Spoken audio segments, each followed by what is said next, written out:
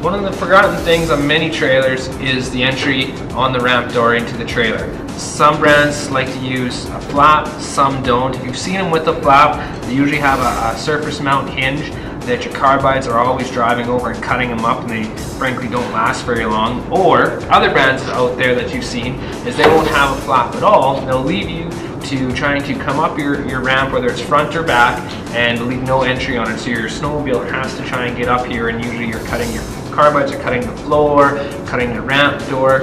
What's really nice about the Neil system with the Pro Flap here, it hinges on the outside of the trailer with a bar going across. So it's actually hinged from underneath and the side, leaving a clean, smooth transition up the trailer. So you're not going to wreck any carbides, you're not going to wreck this floor or anything like that. And it also helps it be more parallel to uneven surfaces as well. So quite a unique system that Neil runs, and really helps make that life of that trailer last a lot longer.